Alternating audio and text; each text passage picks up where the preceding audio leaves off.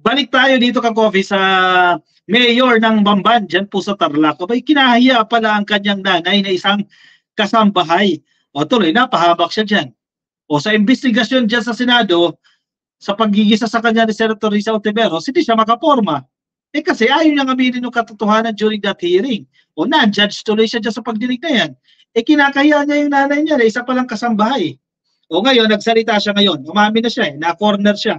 Pero, pag magbasa ka ng comment section, ang sabi nila, huwag agad maniniwala sa sinasabi nitong mayor na to.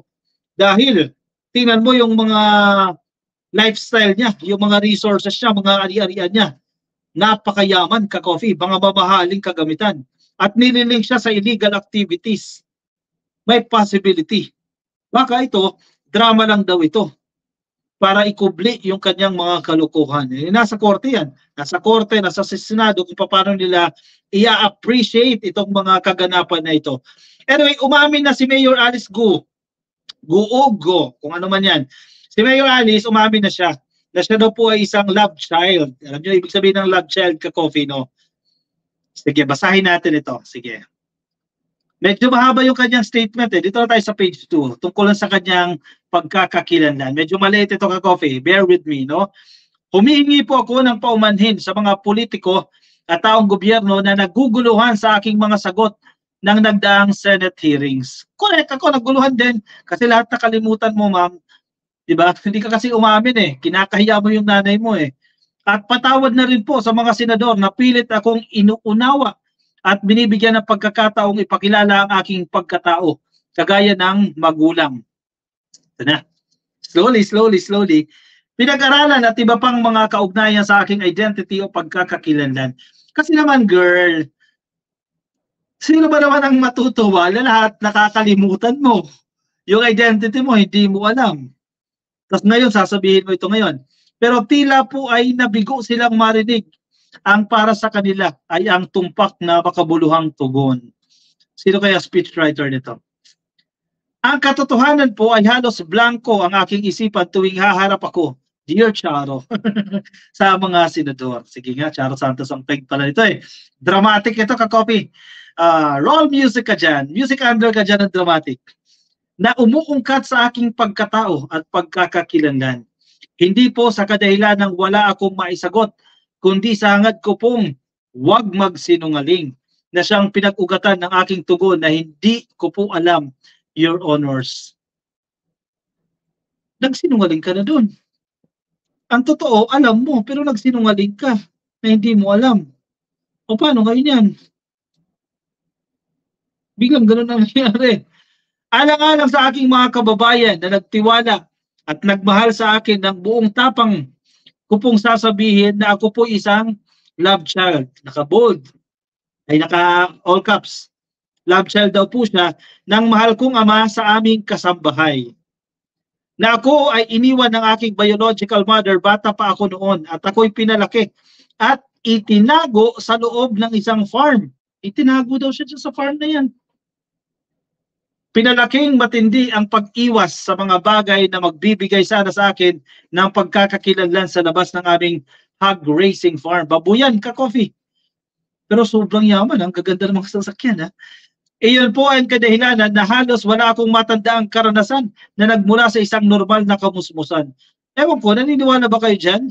Totoo po ang sinabi ko sa Senado na home tutoring lang po ang edukasyon ko. Na wala akong papel o diploma ng isang formal na edukasyon kahit anumang baitang.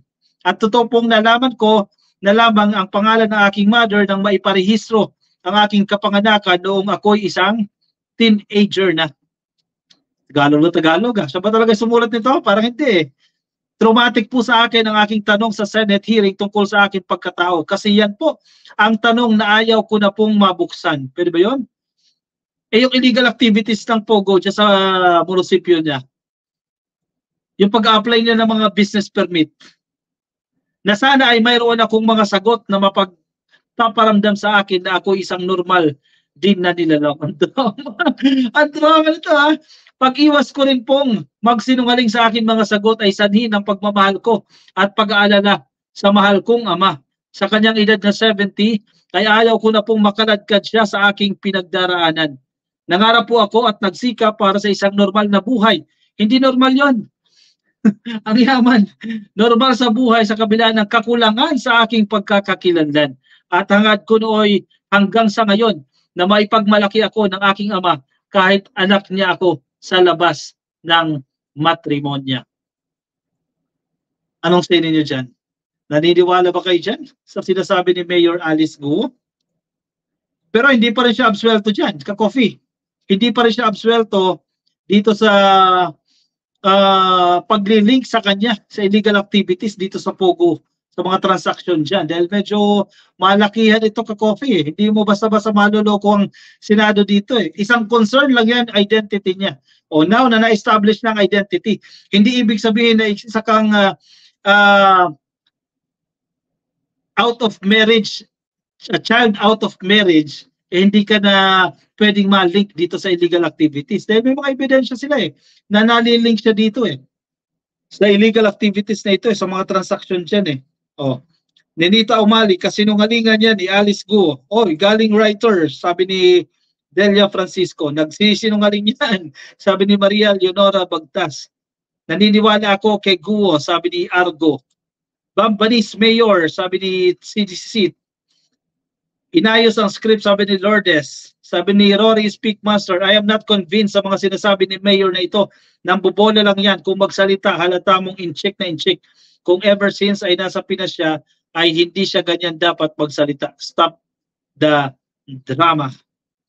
Ang Department of Interior and Local Government ka-coffee, ang DILG, tinanggalan na po ng kapangyarihan si Mayor Guo na hawakan ang pulisya. Kasi ka-coffee, kapag ikaw po ay alkalde, kapag ikaw ay mayor po ng isang lungsod, may kapangyarihan din po, dinideputize ka rin po ng National Police Commission na hawakan itong pulisya.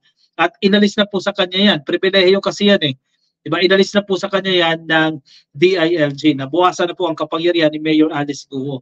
Dahil medyo matindi itong aligasyon sa kanya ka-coffee. Again, kung totoo man, if ever totoo, ako sa tingin ko may katotohanan may katotohanan itong pag-amin niya sa kanyang identity, pero hindi ibig sabihin niya na absuelto na siya sa mga kaso na nalilink sa kanya. Diba? Isa lang yan sa napakaraming tanong na dapat niyang sagutin diyan sa Senado. Hindi pa rin po siya absuelto diyan. Totoo man yan o hindi yang sinasabi niya. Direct to the point tayo, sagutin niya yung mga aligasyon sa kanya at yung mga kaugnayan sa kanya diyan sa Pogo at yung mga permit na nire-request niya, hindi pa man siya mayor that time. Dahil mga board member pa lang dyan di ba? Lumalabas na na nag-apply ng permit under the name of Alice Guo that time. Hindi pa siya mayor that time. Patunayan niya ang sarili niya. Sige. Anong say ninyo dyan? Lagay sa ating comment section para babasa din ang ating mga ka-coffee. Ayan, Becky Carriero. Good morning mga ka-loyalists. Keep it up ka-coffee watching from Florida. Happy viewing po sa inyo. Nakikinig dyan sa ating Florida. Kay Lay Panilos, nakikinig din po sa atin. Shoutout sa iyo, Lay, at sa mga ka-coffee natin na nakantabay pa rin po sa atin. Happy viewing po sa inyong lahat. Nasa Facebook po ba kayo? At baka di pa kayo naka-follow sa ating Facebook page, pasuyin na lang po ka-coffee, pa-click lang po ng follow dyan sa taas. At kung nasa YouTube po kayo, pa-click lang po ng subscribe. Yan, nasa baba, subscribe. Wala po yan, bayan. At i-like lang po yung video na yan. Ako yung magbabaran sa inyo ka-coffee. Maraming salamat po sa pagsama sa akin. Ingat po kayo Nasaan man po kayong panig ng daigdig, paalam po sa inyo. Olivia Galeno, saan galing ang wealth niya? Sa babuyan daw, ma'am. Sige. Paalam po sa inyo. Bye-bye everyone. Good night.